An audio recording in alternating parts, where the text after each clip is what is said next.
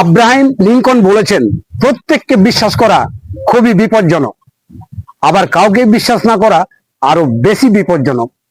কিন্তু ভগবানের আশীর্বাদ এবং তার প্রতি আমাদের অগাধ বিশ্বাস এবং ভরসা রয়েছে।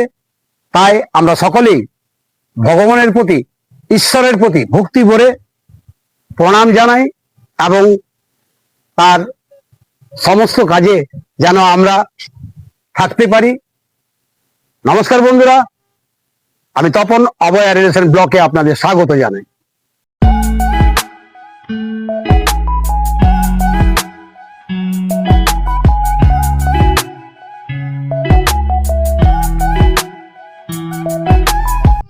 আজ আমরা এসে গেছি জামুরিয়ার শিবপুর গ্রামের সেই বিখ্যাত মন্দির বাবা দুয়াটেশ্বরনাথ মন্দিরে। আমার সঙ্গে আসুন, বাবা ভোলেনাথের, বাবা দুয়াটেশ্বরনাথের আপনাদের দর্শন করাই এবং ভক্তি ভরে দর্শন করুন।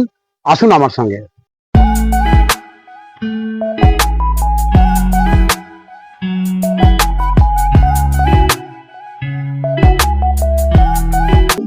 এবার আমরা স্বয়ং ভোলেনাথের দর্শন করি।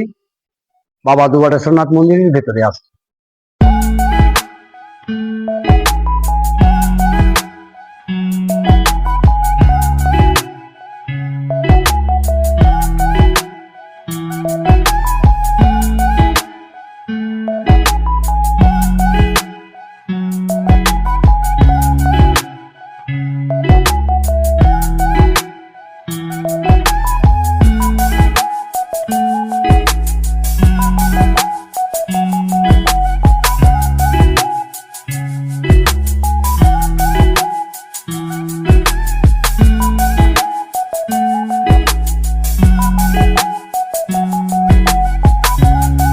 বাবা ভোলেনাথের দর্শন করালাম এবং বাবা ভোলেনাথের যে দর্শন আপনারা করলেন, সঙ্গে এখানে আমাদের আরো অনেক দেবতা দেবদেবী রয়েছেন। আসুন আপনাদের দেখাই সেই দেবদেবীর কিছু মূর্তি। আসুন।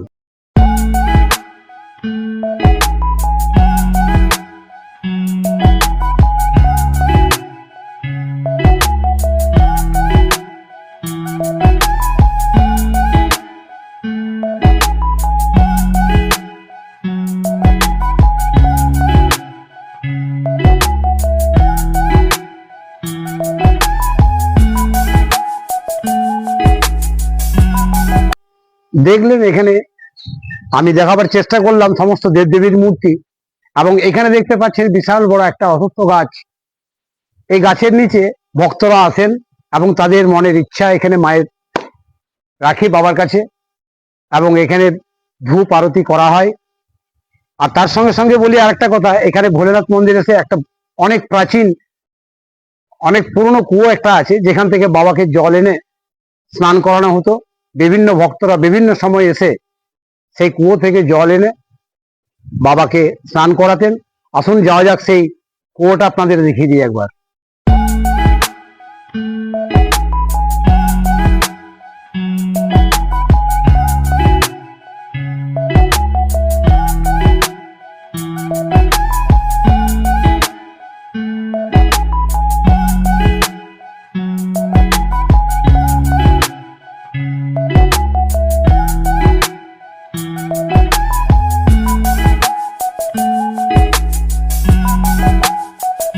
এই হচ্ছে সেই প্রাচীন কুয়ো। যদিও মন্দির চত্বরের ভেতরে জলের ব্যবস্থা করা আছে, কিন্তু ভক্তরা সেই রীতি অনুযায়ী এখনো এই কুয়ো, প্রাচীন কুয়ো থেকে জল নিয়ে বাবাকে স্নান করান। কারণ কলের জল অতটা পরিষ্কার বা পরিচ্ছন্ন কি এমন আছে না আছে জানি না, তবে ভক্তরা এখনো সেই মান্যতাটা বজায় রেখেছেন। তাই এই কুয়ো থেকে জল নিয়ে গিয়ে বাবাকে স্নান করান। এই সেই প্রাচীন কুয়ো।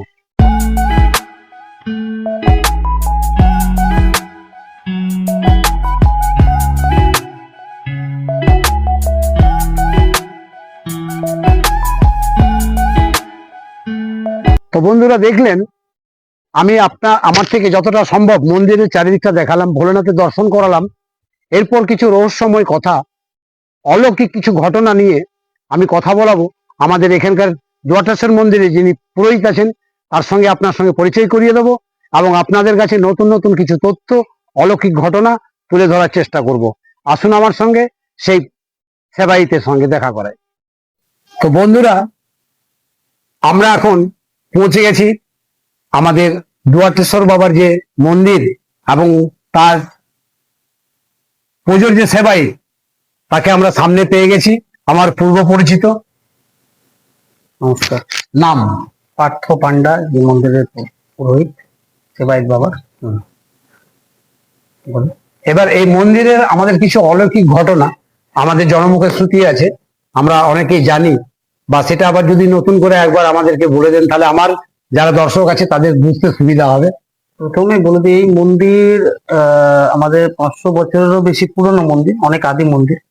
আর সব থেকে বড় জিনিস হলো এখানে আমরা যে সেবায়িত, এটা ব্যবস্থা করে গেছেন বর্ধমানের রাজা। উনি খুব সুন্দরভাবে এখানে মন্দিরের সিস্টেম করে গেছেন। বাবা তো প্রথমে এখানে ছিলেন ছোট্ট মতো, প্রথমে তো এর আগেও হয়তো বলেছিলাম আমি যে এখানে গাভী এখানে নন্দী থেকে আসতো আর কি, করতে, রাখাল চোরাতে আসতো।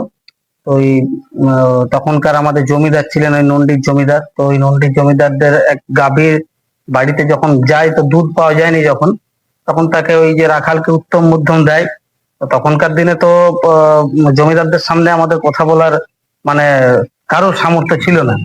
তো তো যখন উত্তম মধ্যম দেয়, তখন রাখাল এসে দেখে যে দুধটা হচ্ছেটা কি, আমি যখন নিই তো দুধটা যাচ্ছে, এর কারণটা কি। তখন ওর পেছনে যখন ধাও করে একদিন, তখন দেখতে পাই ও গাভী দাঁড়িয়ে আছে এক ছোট্ট গর্তের মধ্যে, সেখানে বাবা বিরাজমান আছেন, আর সেখানে আর কি অটোমেটিক দুধটা বাবার গায়ে পড়ছে আর কি। সেটা গ্রামবাসীদেরকে জানানো হয় এবং সেটা গ্রামবাসী মিলে একটা ছোট্ট মন্দির তৈরি করা হয়। কিন্তু বাবা সেটাতে সন্তুষ্ট ছিলেন না। বাবা আবার বর্ধমানের রাজাকে স্বপ্ন দেন, স্বপ্ন আদেশে বর্ধমান রাজা এখানে আসেন এবং খুব সুসজ্জিত ভাবে এখানে সেই ব্যবস্থা করে দিয়ে যান। এই মন্দিরের জমি, তার ব্রাহ্মণের ব্যবস্থা, যে ঢাক বাজায় তার আলাদা জমি, সমস্ত কিছু ব্যবস্থা করে দিয়ে যান। এখন তো ভগবান ইচ্ছাতে আরো বাবার কৃপাতে অনেক হয়েছে। আর আমাদের এখানে ফেস্টিভ্যাল বলতে প্রত্যেক শ্রাবণ মাস তো প্রচন্ড পরিমাণে ভিড়। তাছাড়া এই নীল গাজন আসছে আমাদের চৈত্র মাসে, ফাল্গুন মাসে আমাদের বাবার শিবরাত্রি পেরোলো। আর 12 মাসে এরকম ভিড় থাকে, সোমবার দিন প্রচন্ড পরিমাণে ভিড়, বিয়ে শাদী সমস্ত কিছু লেগেই এখানে হয়ে থাকে। আর এখানে বর্তমানে বাবার জায়গার পরিমাণটা কত? পরিমাণ দেখুন, 575 বিঘা জমি আছে এই মন্দিরে রেকর্ডেড। তো অনেক আছে, যেমন ইসিলে ঢুকে আছে কিছু, কিছু দখল আছে, তা আমরা অতটা করিনি। আর ওই পড়ে আছে যা বাবার জমি, যখন কাজের বাবার ইচ্ছা হবে তখন সেটা হবে। কিন্তু টোটাল বাবার 575 বিঘাই মন্দিরের জমি আছে। সেটা দেখতে পাওয়া যাচ্ছে। কোথায় আমাদের মন্দিরের গেট, পুরো জঙ্গল, যতটা চোখ যাবে সমস্ত আমাদের এই মন্দিরের জায়গা। এবার আমার প্রশ্ন, আমার দর্শকরা এখানে কিভাবে আসবেন, কিভাবে পুজো দেবেন এবং কিভাবে তোমার সঙ্গে যোগাযোগ করবে? আচ্ছা আচ্ছা, আমাদের মন্দির আসতে গেলে সব থেকে প্রথম আসতে হবে জামুড়িয়া। জামুড়িয়া থেকে টোটো, যে কোনো সবসময় এখন টোটো দিয়ে, টোটোতে চাপলেই বলতে হবে শিবপুর মন্দির কিংবা শিবপুর জোয়াটেশ্বর মন্দির যাব।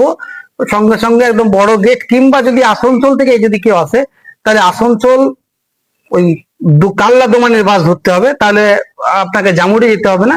একদম ওই দোমানি আর জামুড়িয়ার মধ্যখানে পড়ছে শিবপুর। শিবপুর গ্রামেই এই বাবা জোয়াটেশ্বরনাথ মন্দির। আর আমার সঙ্গে যোগাযোগ করার কন্ট্যাক্ট নাম্বারটা একবার বলে দেন। 8637065856। আমার নাম পার্থ পান্ডা, এই মন্দিরের সেবাই। আপনারা আসুন।